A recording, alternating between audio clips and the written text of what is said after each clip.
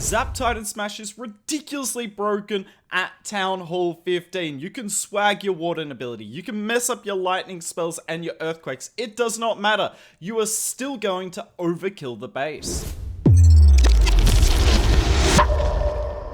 This right here was my first attack of the week in the Clan War Leagues. Coming in on a ring base, we got the Flame Flinger on one side, Water Walk on the other, but have a look at this builder hut here. You can see the builder walking around, so I'm doing the Zap Quake, and I don't quake the builder hut, and look at that, the builder hut keeps the monolith alive. Now, I still do get some okay value with the zaps. I get rid of, obviously, 2 expos, but I needed this monolith down, and at this point, I was extremely worried of failing my first attack of the week. I just completely forgotten how to use this army, but that's okay. You don't need to know how to use this army at all. It is still an easy triple.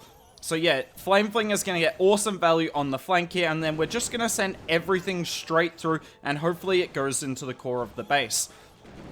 Now, bringing the Queen, so the Warden's got rid of the Eagle. Now we're going to Queen Walk around. We got the 2 Witches on the bottom side. There's all our Titans. We're going to send our King into the base as well. I like doing this on ring bases because you need the extra HP. But look at the work this Monolith is going to put in.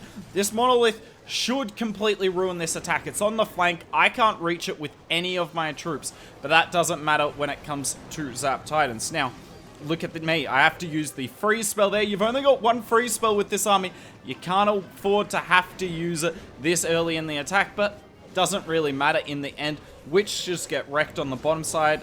Queen actually goes out of the base, which is annoying. We pop the Warden ability, and its troops are doing their best. But look, the Monolith is now on the Warden, I believe. Or is it a healer? It was a healer, but yeah, the Monolith is still alive, still putting in so much work. I send the RC to come in and finally take the Monolith down. The single Inferno has locked onto the Queen, which is a little bit annoying. But yeah, somehow, despite the Monolith being up for so long, we've still got most of our Titans alive. I count at least 3 of them on the top side here. We get a little lucky that the healers just get out of scattershot range in time, but don't think it would have mattered. This base is still crushed. In fact, we've got all 4 of our Titans up. All of them. This army is ridiculous. So, just to put it in perspective, this week in the Clan War Leagues, I went 9 out of 12 with this army, including 7 triples in a row to finish the week.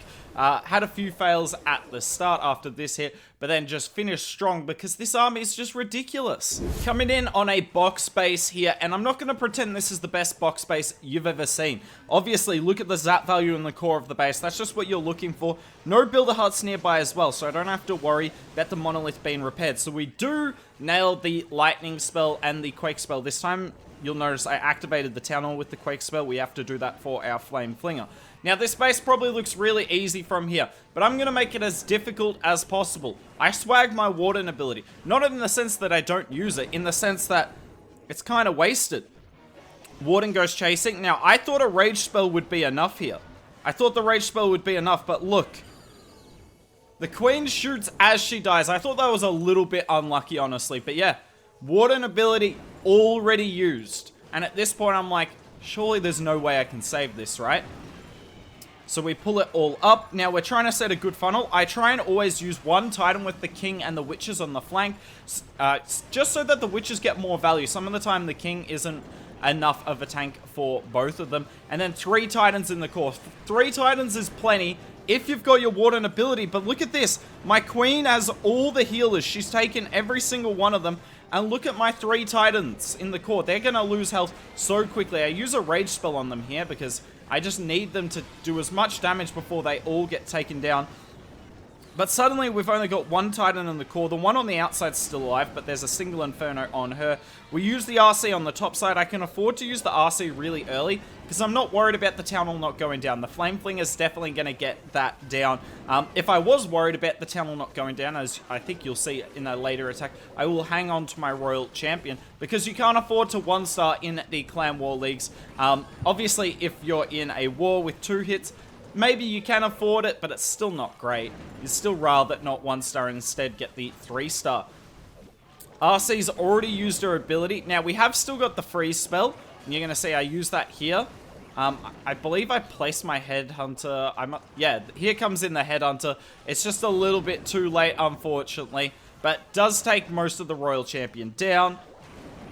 Warden tanks for the Queen, and yeah, look, not the most convincing attack I'm ever gonna do, but it's a triple, right? That's all that matters. Now, we do get a little lucky that the two Yetis pull the king away here, which allows the Queen to do her thing on the bottom side, but I probably would have had just enough to get rid of this anyway, and I mean, I swagged my Warden ability. This base is obviously not the best base in the world, but I actually put it in the video because you've all seen it before. It's definitely around in the game. Now, before I put these lightning and quake spells down, I'm aware that they're not going to take the scatter shot down. But I'm hoping here that it leaves the scatter shot 1 HP and the flame flinger can take down the rest. I didn't decide to bring the extra zap to get the scatter down because the flame flinger can outrange a scatter shot anyway, so no real point. So I'm just kind of hoping that the fire spirits eventually take that down. But the goal here is obviously the flame flinger to get the town hall, and we're going to enter our smash just on the left here. I just need to make enough of a funnel. My Warden's taking a lot of damage here. A lot. I did not plan to have to use a rage spell, but there we go, we use one. But I make a mistake. I do not rage all the healers, and have a look at this. I make the same mistake again. I was so mad at myself at this point. I was like, how are we here yet again? Swagging the Warden ability yet again using a rage spell. So I'm going to take down the rest of the base with a rage spell and no Warden ability. This time I send all 4 Titans into the core because the king can clear that top side of the funnel completely by himself. If I had enough wall breakers, he definitely would have done it a lot easier. But we will break into the core. The Titans are doing great. If I had a Warden ability, I would have used it after this Ice Golem wears off to negate the town hall, but obviously we do not have a Warden ability. It would have been literally perfect right now. Alas, I mean, it's my own fault. I deserve it. Now, I decided to use the RC on the bottom side because the Queen's kind of tanking a lot of these defenses. I probably could have waited a bit for the Royal Champion, but I am a little bit low on time. Flame Fling is obviously going to open on the town hall poison. Which thankfully does run out. My Royal Champion goes chasing air skellies across the whole base, which was annoying. The Titans are doing their absolute best on the top side. But yeah, this is just going to come down to the Royal Champion and the Queen. And that's what you kind of saw in the last attack. Yes, obviously, Titans are really, really strong. Any troop that has 8,000 hit points, unless it's a Golem, is going to be extremely strong in this game. But what really makes this army strong is the fact that you've got 8,000 hit points per Titan defending each of your heroes. Like, your heroes, this army's just got way too many hit points for it to be legit, and you don't need a Warden ability for it. You can just run over any base. This right here is the new meta-style box bases that you see. The town hall's further inside the base, and there's so many expos stopping Flame Flinger value. So what do? Firstly, we're going to get rid of an Expo and a single Inferno, always a good start. And we've started our Warden Walk down here. Now, you might be saying, Hooked, there's an air bow here. What are we going to do? Well, we have to Warden Walk that air bow, but we're going to use the Flame Flinger to help with the Warden Walk as well. And as long as the Warden takes down the buildings in a pretty quick fashion, the Flame Flinger should rarely get in front of the Warden. Now, one other thing that's worth noting, look at how many buildings are ahead of the town hall, particularly builder huts here. I am not planning for my Flame Flinger to take the town hall down here. I'm actually quite happy if the Flame Flinger just gets all the way up to that single Inferno, because that's such good defensive value. It doesn't necessarily have to be the town hall. You just need good defensive value. And why this works on these bases with deeper town halls is because this town hall's deeper into the base, it's much easier for my smash attack to come and get the town hall later on, as you will see. Now, you'll notice I've funneled out this building here with a sneaky gob. Then we got the king and 2 witches on the top side, Ice Golem, and my 1 Titan to funnel this. And then the other 3 Titans going to come in here with my 5th healer. I did not need a 5th healer for the Warden Walk, and I really want to put a healer straight on top of the Titans. Unfortunately, it does switch. Now, I really want you to watch something in a second, right? And this is a mistake a lot of new players make. So I'm trying to wall break here to get further into the core of the base and save my jump spell. Now, I feel like a lot of people would place the wall breaker here, but if you place it here, the wall breaker is quite likely to go for this air defense, even though the compartment's open. It's just the way that the walls are angled. So I want you to watch where I place my wall breaker here. Come on, Hooked. Place the wall breaker. Look at that. I place it parallel. Place it parallel to, well, I guess it's actually the opposite, perpendicular.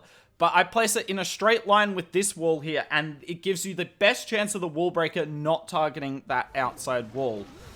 Wall breaker goes through, and look, it opens up the first junction. Then we put another wall breaker straight behind it, and that wall breaker is opening up the core of the base. Now, why is this important? You'll see why later, because I am going to use my jump spell to get all the way back to the town hall. By the way, the flame fling has been funneled beautifully. It's put in amazing work.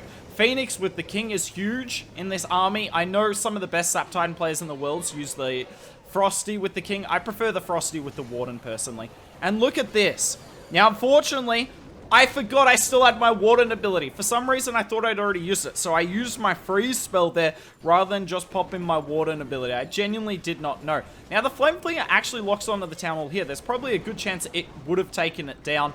But alas, we had that jump spell on the back end. And because the Town Hall was always going to go down with that jump spell, I've placed my RC really early on the top side. And I mean, this is wrecked. It does end up getting a little close on time. And that's one of the downsides of like this attack strategy, in the sense that when you have to do a deeper warden walk, like I had to in this attack, when you have to do a deeper warden walk, it does take more time. But super clean attack. We have so many troops up. And even though the Flame Flinger didn't take down the Town Hall, that's alright. These new meta box spaces aren't ready for these style of hits. Final hit of the video here. This one is just another extremely clean attack. I figured I'd just show this style of base yet again. This is more of like a traditional box in the sense that the town is really close to the edge. But look, we get a Rage Tower, an Inferno, and Expo. That's insane value already. Now, a lot of you might be saying, Hooked, this army is a little bit base specific. And that is true to an extent. You do need to be able to get good zap value and generally good Flame Flinger value. But you'd be surprised at how many bases you can find that for. Particularly if you're in a clan war, whether it be the clan war leagues or just a regular clan war, you'll have so many bases to choose from. There's always going to be a good one for this army. I was never really struggling for targets. I think there was only one war where I had some of the final bases left over that I struggled a little bit. But I did get a 6-pack that war with my 2 accounts. So Flame Flinger will get the Town Hall. Yet again, I set a really good funnel. These 2 buildings go down. And I want you to watch, like, it's, I don't know how to put it, but it's just really good timing. The king gets rid of this dark barracks here just in time. My Titans keep going in the base. We wall break the first layer, then we just put the jump in the second layer there. I pop my king ability. Yet again, got a Titan on the top side with the 2 witches, because they've got a lot to clear out on the top side. Now, I didn't expect my king to come inside the base here, and this gets a little unfortunate, because I deliberately placed my jump spell like this, so the Titans were more likely to go to the monolith quickly. But what it meant is the Titans can't actually reach this multi-inferno because the jump is not quite able to make it there, and we end up with a really awkward situation right here. But look at it, all my Titans are full health. I just use a rage spell here for my Titans to get through the wall quickly, plus it rages my queen. And I mean, there is a bit left on this base, but in reality, this base is in a lot of trouble. And this is why you bring 3 wall breakers with this army, even if you don't need all 3. Because sometimes you need wall breaks to get out of the base, and this wall break is why I tripled this base. I mean, I was never going to fail. It was just whether it was, well, time fail or a 3-star. The reason I don't time fail is that wall breaker there. I've only just used my Royal Champion now. I'm pretty sure I could have swagged her with that wall break. These Titans getting rid of all the skelly traps. Flame Flinger takes down the Town Hall and the ground bow behind the Town Hall. Worth noting, any building touching the Town Hall will get taken down by it. Always try and hang onto your Headhunter on box spaces, because then your Yetis and the Headhunter together can take down the defensive king. And this base had no chance, as a lot of bases do when you're using this insane army. As you saw in the first 3 attacks today, yes, they're not necessarily the best bases in the world, but the fact that you can swag your Warden ability, or you can leave a Monolith up with the zap on any base and still crush it, says all you need to know about this army, really. If you want to see more Zap Titan attacks, I'll actually link some Ghost videos on the channel on our left. He's a pro player, knows exactly what he's doing, far more than I ever could, and he's insane with Zap Titan.